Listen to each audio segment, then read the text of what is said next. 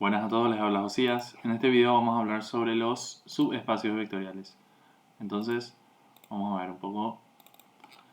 Recién hablamos sobre los espacios vectoriales y sobre ciertas propiedades interesantes que pueden ser útiles para nosotros.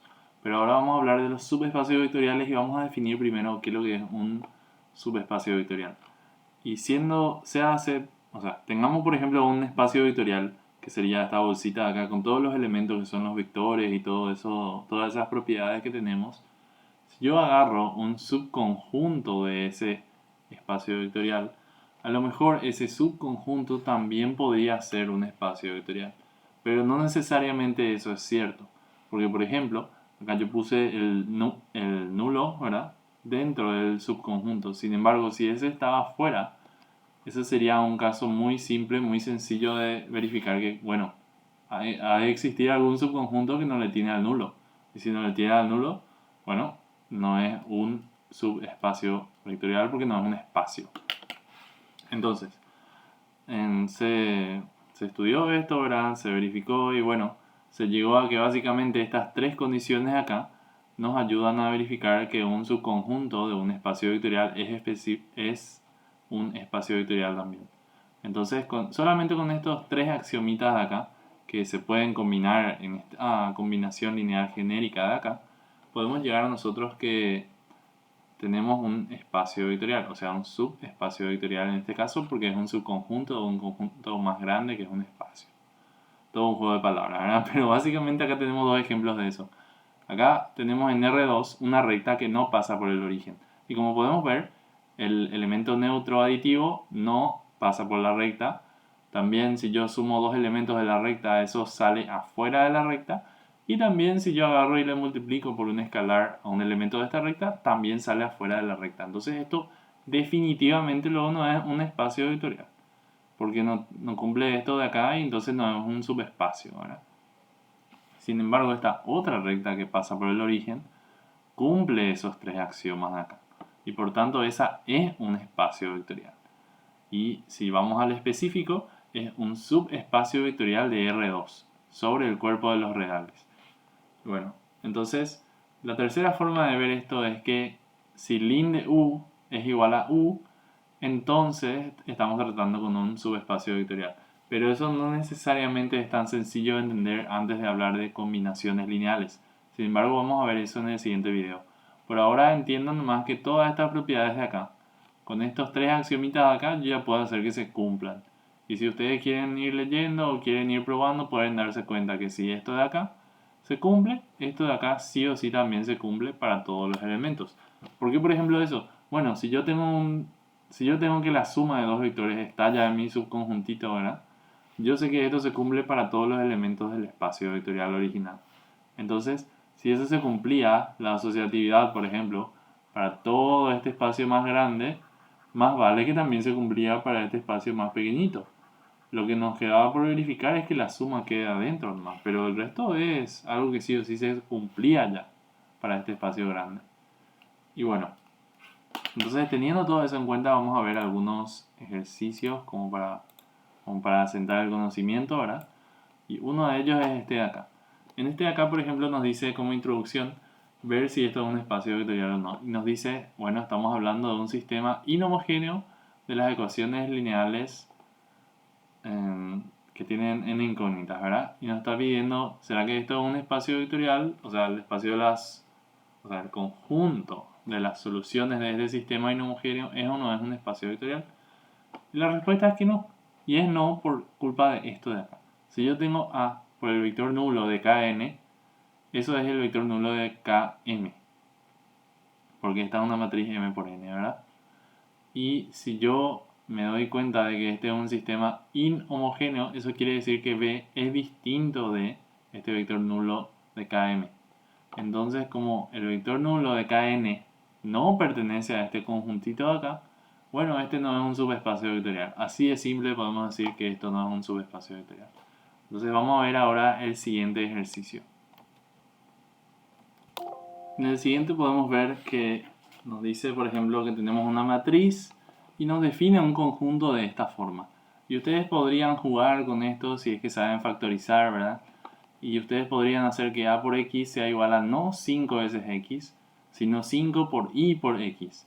Y eso sigue siendo igual, ¿verdad? No hay diferencia. Y lo interesante de eso es que ustedes pueden pasar restando esto del otro lado y dos matrices se pueden restar sin problema si es que tienen las mismas dimensiones, ¿verdad? Entonces yo puedo escribir A menos 5Y por X igual al vector nulo. Entonces, básicamente el conjunto X es básicamente el espacio nulo de esta matriz de acá que acabamos de encontrar. Y eso sería básicamente todo para decir si esto es un espacio o no, porque el espacio nulo es algo que ya conocemos y que sabemos que es un espacio vectorial. Es uno de los 4 subespacios fundamentales de una matriz. Sin embargo, podríamos no darnos cuenta de eso también y llegar al mismo resultado si hacemos lo siguiente. Vamos a tener que A por el vector nulo es igual al vector nulo, que a su vez es igual a 5 veces el vector nulo, entonces este axioma sí se verifica. El nulo pertenece a B. Luego tendríamos que verificar este de acá. Y para verificar este de acá yo voy a tener A por B igual a 5B y directamente lo voy a multiplicar por K. K por A por B igual a K por 5 por B. Y después voy a reordenar eso para darme cuenta que A por K veces el vector B debe ser igual a 5 veces por K veces el vector B. Y eso de ahí me verifica que el vector K por B pertenece al conjunto B, porque cumple esta condición de acá. Entonces este también se verifica. Y finalmente nos queda lo de la suma, entonces para la suma vamos a tener A por B igual a 5B y también vamos a tener A por U igual a 5U. Entonces sumamos esto miembro a miembro y nos quedaría muy fácilmente. O sea, podemos factorizar y reconocer que nos quedaría ahí A por B más U va a ser igual a 5 veces B más U. Así. Entonces el vector B más U, por lo mismo que habíamos discutido acá, cumple la condición y todo eso, va a pertenecer también a B. Por tanto, este es un espacio vector, o sea, un subespacio vectorial, perdón. Luego vamos a hablar de este. En este nos dice demostrar que estos no son subespacios vectoriales del espacio vectorial dado. Nos dice que ese es un subconjunto de R3 y asumimos que estamos hablando de R3 sobre R, ¿verdad? Y bueno, este no es un subespacio vectorial por varias razones, pero una de ellas y la más interesante es que, bueno, no es cerrada para la multiplicación por un escalar. Entonces, si yo hago, por ejemplo, menos 1 por el vector 1, 0, 0, me va a salir el vector menos 1, 0, 0. Y ese vector ya no pertenece a este conjunto porque la x es menor a 0. Luego, vamos a este de acá. En este de acá es bastante sencillo también porque esta ecuación implícita básicamente nos dice todos los vectores, todos los elementos de este conjunto de acá tienen que cumplir esto de acá. Entonces yo trato de ver si el nulo nomás luego cumple esto de acá y me doy cuenta que no cumple porque 0 más 0 más 0 es distinto de 2. Entonces básicamente no pertenece 0, 0, 0 a este conjunto. Y el último es bastante interesante también, nos dice esto de acá, entonces agarramos nosotros un vector 1, 1, por ejemplo, le multiplicamos por menos 1 y nos sale el vector menos 1, menos 1. Y tratamos de ver si esto se sigue cumpliendo, porque acá se cumplía que 1 era igual a 1 al cuadrado, pero acá ya no va a cumplirse que menos 1 va a ser igual a menos 1 al cuadrado. Entonces, este no es cerrado para el producto por un escalar. Bueno, vayamos ahora al último ejercicio, que sería el más interesante, que nos dice que tenemos un espacio de matrices n por n, y si tenemos estas matrices constantes en este espacio, definimos este conjunto de acá, ¿verdad? Acá está otra definición que a mí me parece más sencilla. Es básicamente esto. W es tal que tiene elementos m, y esos elementos m son tales que son iguales a R por A por S, donde A pertenece a B. Y bueno, entonces nosotros vamos a agarrar y para demostrar esto de acá es mucho más sencillo utilizar la expresión de una combinación lineal genérica y ver si esa combinación lineal genérica pertenece o no a W. Entonces lo que vamos a hacer es jugar con esto de acá. Y con eso de ahí básicamente vamos a llegar a esto. Alfa puedo yo meter acá adentro, ¿verdad? De tal forma que me quede, por ejemplo, R por alfa por A por S. Eso es porque los escalares son conmutativos para las matrices, ¿verdad? Entonces por eso podemos hacer eso de ahí. Y también se pueden asociar estos productos de acá. Luego lo que tenemos que hacer es factorizar una de estas variables. Vamos a factorizar la R. Nos quedaría alfa por A por S más beta por B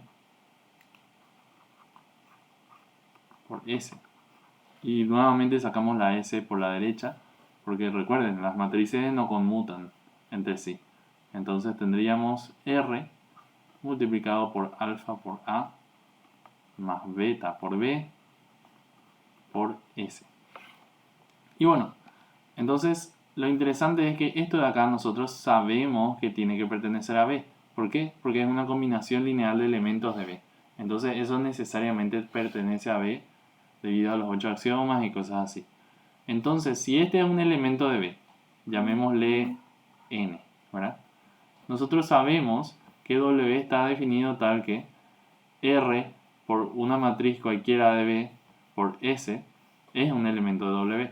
Entonces vamos a tener que esta matriz de acá, R por N por S, pertenece a W y por tanto W es un subespacio vectorial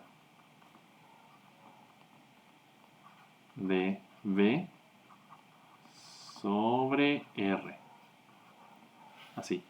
Entonces básicamente ese sería el final de este ejercicio. Este es un video un poquito largo, pero porque tiene muchos ejemplos. Pero espero les haya ayudado a entender mejor todo este tema.